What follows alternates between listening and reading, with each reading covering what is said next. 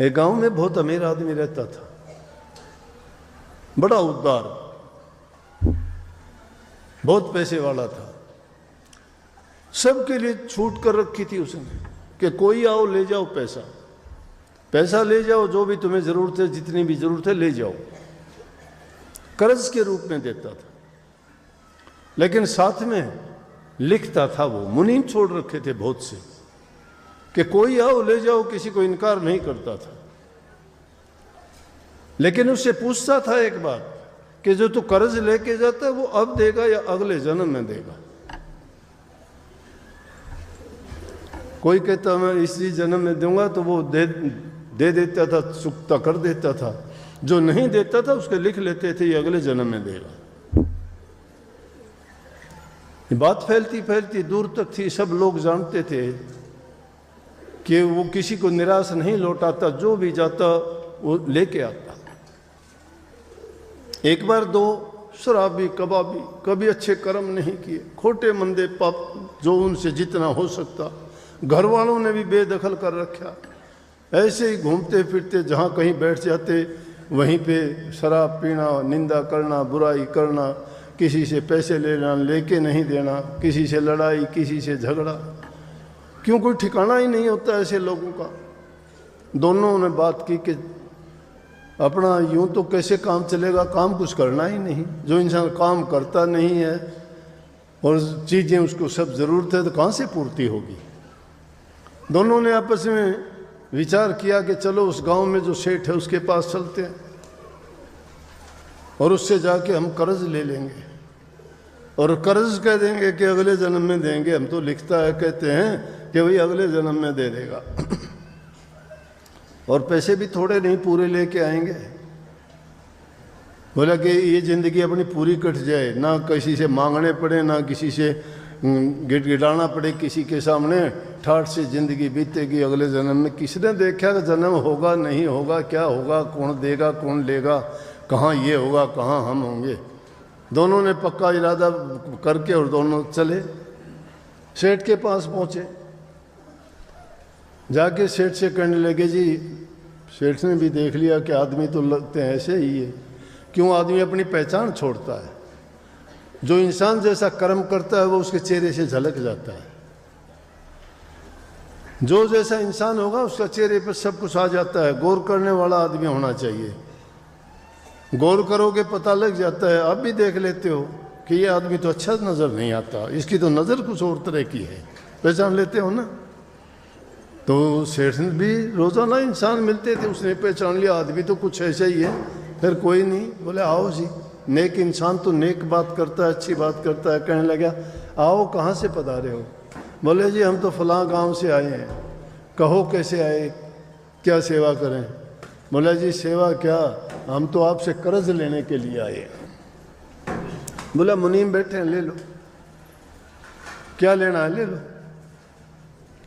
बोला जी हमें तो ज़्यादा पैसे चाहिए। बोला मैंने कब कहा है, काफ़ी मुनीम है, जितने आपको चाहिए ले लो, लेकिन ये बताओ इस जन्म में कर्ज वापस करोगे या अगले जन्म में। कहने लगे जी अगले जन्म में देंगे, इस जन्म में नहीं दे सकते। बोले कोई नहीं, जाओ। जाके कहने लगे कि सेठ ने कहा है कि हमें दे, कर्ज दे दो। बोले कर्ज अब देना है वापस या अगले जन्म में। बोले अगले जन्म में। बोले कितना कितना। बोला 5-5 लाख रुपए दे दे। थोड़े क्यों लेने, देने तो है ही नहीं। 5-5 लाख रुपए दोनों ने ले लिए और उठा के चल दिए। लेके उन पैसों को रास्ते में चलते चलते के बोले कि ले जाना भी आसान काम नहीं है। कदे चोर उचक्के ठग कोई आदमी हमें रास्ते में लूट लें, रात को तो नहीं चलेंगे। दिन के चलते चलते गांव आया, उसमें किसी से कहा भाई हम रात को रुकना चाहते, किसी ने नहीं रोका उनको।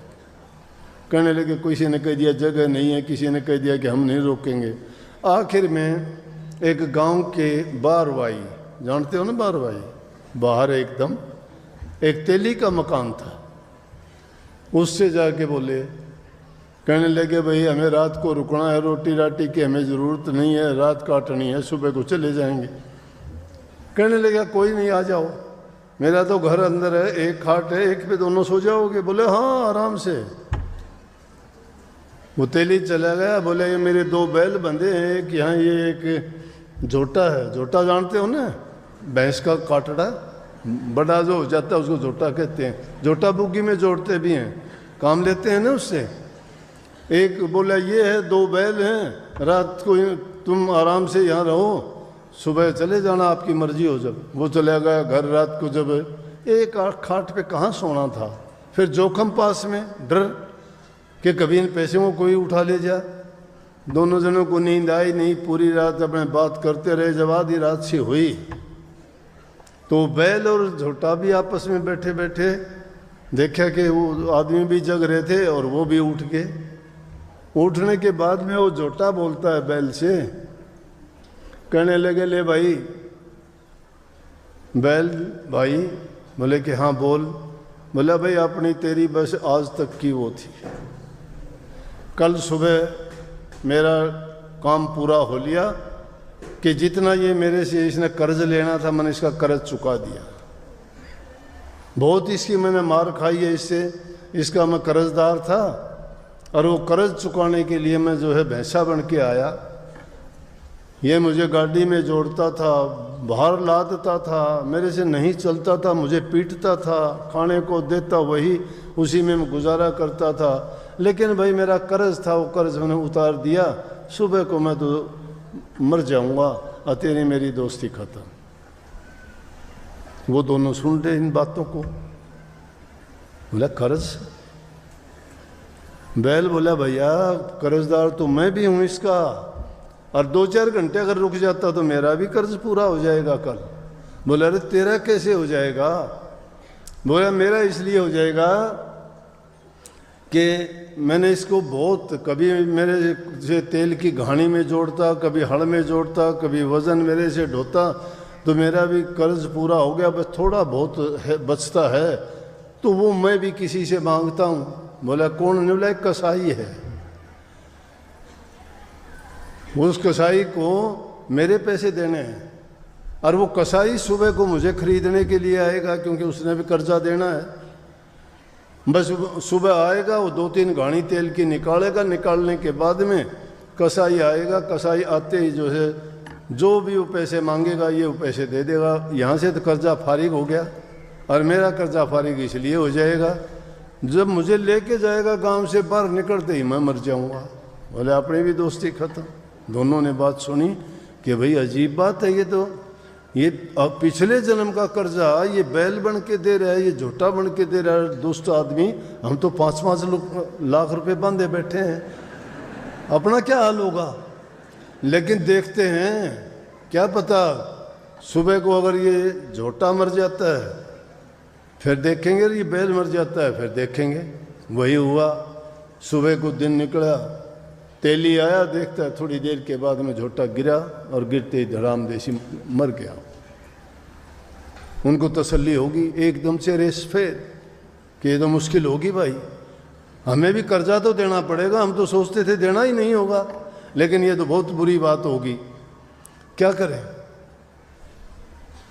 बोला कि बैल का और देख लेते हैं कि बैल ने भी कही थी। तेली आया, उसने 2-3 घानी निकाली। बोला अरे तुम जाने के लिए कह रहे थे?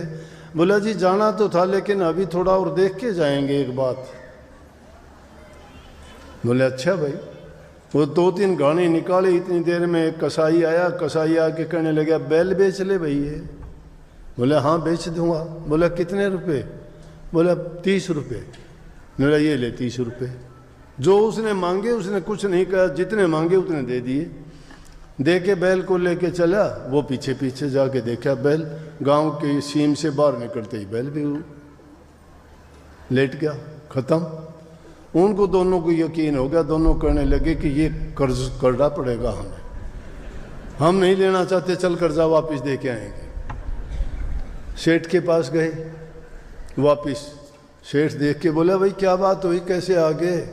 बोला सेठ जी माफ़ करो हमें, हम आपसे कर्ज लेना नहीं चाहते। बोला भाई मैंने तो दर्ज कर दिया कि अगले जन्म में दोगे, अब ये पैसे मेरे काम नहीं है, ले जाओ तुम, मैं ये कलम नहीं उतारूंगा। बोला जी हम पैसे वापस करने नहीं। बोला ले जाओ पैसे, मैं कम मांगता हूँ, अब तो लिखा गया सो लिखा गया, वो नहीं कटेगा, चाहे दे के जाओ चाहे ना लेके जाओ। मुश्किल होगी, क्या करें। उन पैसे को लेके दोनों जन वापस चल दिए। चलते चलते विचार करते हुए जंगल के बीच में पहुंचे। एक रास्ता पड़ता था चौराया सा, उस रास्ते के पास में बैठ गए। बैठ के बड़ा विचार करे आपस में। बोले इस पैसे का क्या करें अब, ये तो कर्जा हो गया हमारे सिर। बोले एक काम करते हैं। दोनों ने बात करी, आसपास के गांव पड़ते थे, उनसे मजदूर लेके बहुत बड़ा तालाब बनवा दिया। बहुत सुंदर तालाब, पक्का एकदम, चारों तरफ दीवार, तली भी उसकी पक्की। आई बरसात, पानी का भर गया सब, उसका जो मिट्टी मिट्टी थी जम गई, मोती जैसा पानी हो गया। आसपास के गांव वालों ने देखा भाई बहुत नेक काम किया, और वो भी एक कमरा बना के वहीं रहने लगे दोनों। आसपास के गांव के लोग वहाँ आए पशुओं को पानी पिलाने के लिए, लाठी लेके बैठे दोनों। बोला पानी नहीं पीने देंगे। बोले अजीब बात है, तालाब इतना सुंदर बनवाया, पानी इसमें है, पानी नहीं पीने देंगे।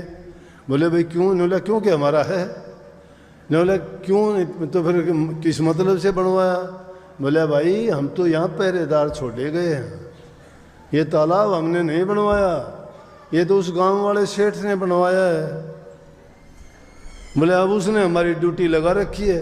उन्होंने भी युक्ति सही निकाली। बोले तुम उनके पास जाओ, वो अगर कहेंगे तो हमारी तरफ से चाहे कुछ भी करना। जब वो गांव के मौजूद आदमी, दो चार जो आसपास के गांव थे, वो लोग इकट्ठे होके उनके पास पहुंचे और जाके कहने लगे सेठ जी इतना अच्छा आपने तालाब बनवाया, बहुत अच्छा पानी है, सब के सब लोग आपके बड़े गीत गाते हैं, बहुत बड़ाई करते हैं कि भाई नेक इंसान है, इतने गांव के बीच में बहुत लोगों को फ़ायदा होगा, पशु पंछी पानी पिएंगे लोगों को। तो बड़ी इससे खुशी हुई थी, लेकिन वो तो खुशी गम में बदल गई। बोला क्यों? बोला आपने गलत आदमी छोड़ दिए वहाँ। बोले कौन सा तालाब, कैसे आदमी? मैंने तो जितने तालाब बनवा रखे उन पे छूट है, पानी कोई पियो, कुछ भी किसी तरह प्रयोग करो। बोला नया जो बनाया बहुत सुंदर बनाया आपने। बोला कहाँ, मुझे दिखाओ ना। लेके गए, जाके देखा तालाब बहुत सुंदर। बोला भाई वाकई में सुंदर, लेकिन मैंने नहीं बनवाया ये। बोला जी वो कहते हैं। बोला कौन? बोला वो कमरे में गए, दोनों को ले बुला के, देखते ही सेठ समझ गया कि ये तो वो दोनों हैं। बोले भाई मैंने कब बनवाया? बोला सेठ जी आपने पैसे दिए थे, वो आपने लिए नहीं, कर्ज हम लेके जाना नहीं चाहते, आपने कर्ज उतारा नहीं। हमने सोचा कोई ना कोई नेक काम कर दें जिसके कारण जो हमारा भी कर्ज नहीं चढ़ेगा और आपका भी पुण्य अच्छा होगा। बोले कि अब आपका हुक्म हो तो हमारी तरफ से कोई पानी पिए, लेकिन आप अगर ये हुक्म नहीं दोगे तो हम पानी नहीं पीने देंगे। बोले लेकिन कलम उतारनी पड़ेगी। उन्होंने तो अपना कर्ज की कलम वहीं उतरवा के और सेठ ने कह दिया भाई पिलाओ सबको, ये पानी दो। इस सारी कहानी का आज से मेरा कहने का मतलब ये है कि जिस कर्म को करके हम खुश हो जाते हैं, जिस पाप को करके हम आनंद लेते हैं, जिस किसी को दुख देके हम